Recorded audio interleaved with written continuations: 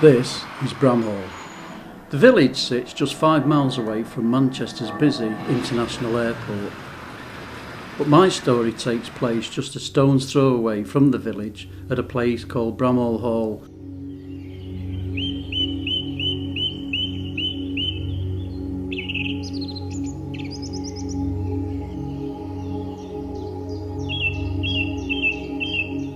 With 1,000 years of history, Bramhall Hall is one of Britain's finest black and white timber frame buildings. This is a Tudor house in the traditional local style. The hall and parkland are now owned by Stockport County Council after being left to them by the previous owner, Charles Neville, back in 1935.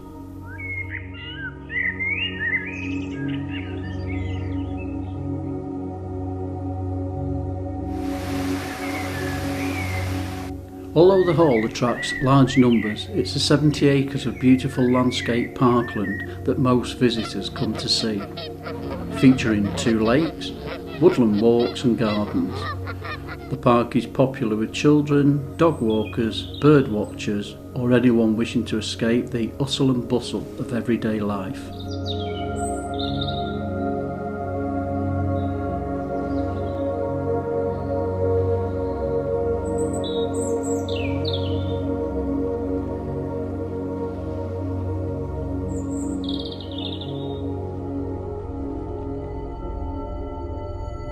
But I'm not here to tell you about the nice side of the park, but a much darker side.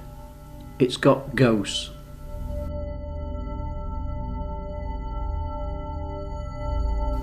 The most feared are the 3 skeletons of death. Anyone unfortunate to see this spectre will themselves be dead within 6 months.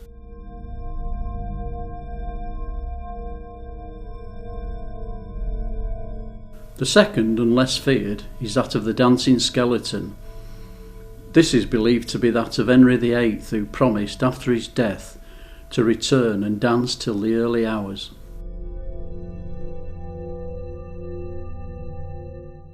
Two more recent ghosts have been seen. The first is a maid by the name of Fanny Arkwright, who met her end while cleaning this toilet when the lid fell on her head and broke her neck. Over the years, some visitors have had the pleasure of seeing Fanny on the first floor corridor.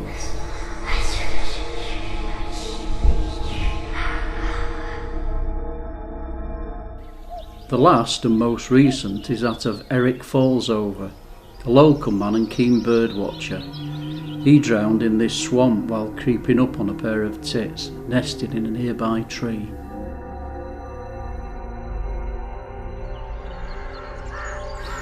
But the story I'm about to tell you is far more terrifying than any ghost.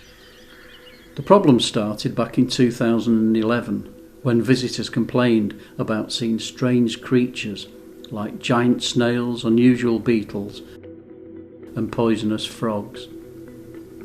It turned out that irresponsible pet owners were dumping these off at the park.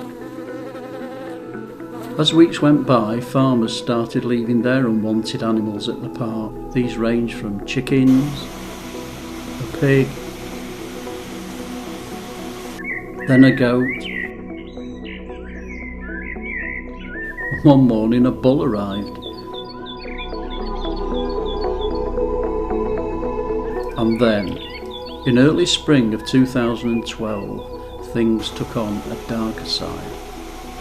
It all started with a distraught dog owner who contacted the council to say his dog had gone missing in the park and was getting very concerned about its whereabouts. Some days later, the number had risen to over 5 dogs.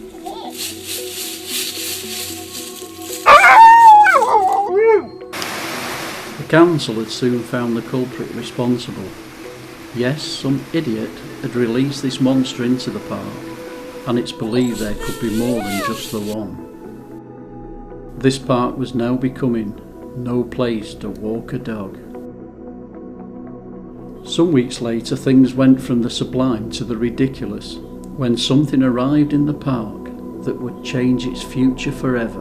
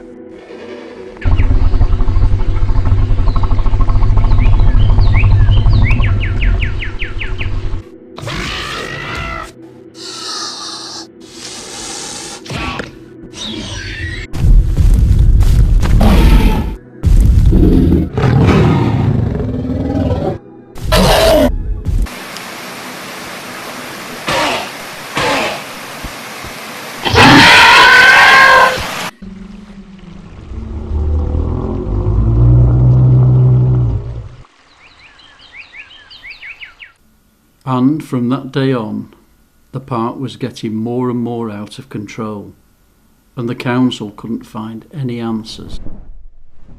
And if things couldn't get any worse, a creature from hell that belonged more in the 12th century than the 21st arrived at the park.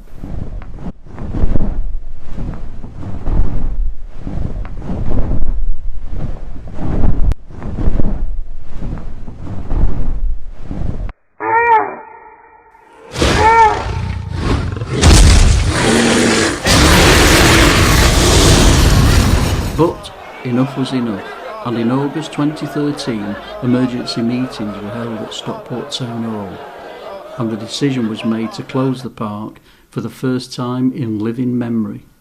The gates were closed and the park no longer belonged to the people. The battle was won by the creatures, and there seemed to be no end in sight.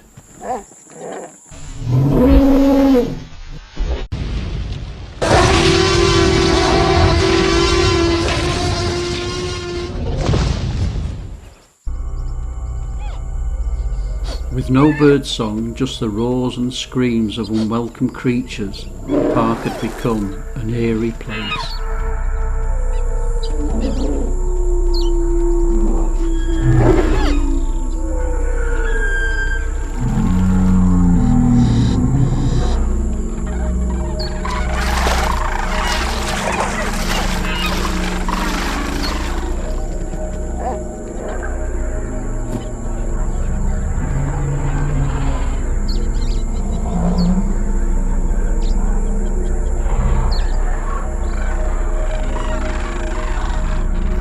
As the weeks went by, what seemed like an impossible task soon changed for the better.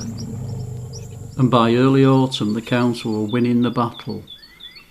All the large reptiles had been captured and sent off to specialist parks around the world.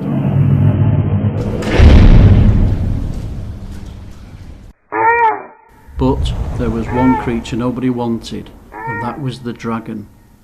So the council had to deal with it in the most humane way possible.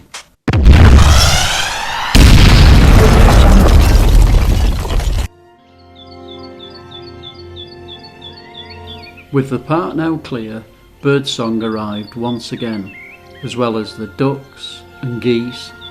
Even the squirrels came out of hiding.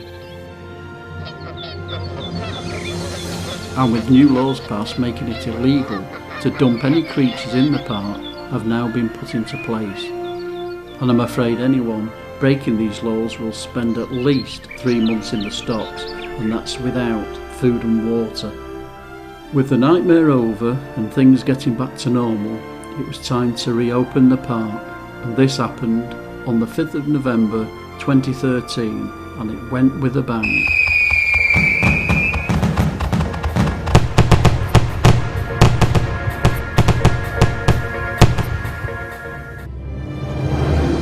The following morning visitors returned, children played once more, and families took picnics. Young families fed the ducks and the geese, and dog walkers let their dogs run free once more. The park was now back in control with the council where it belonged.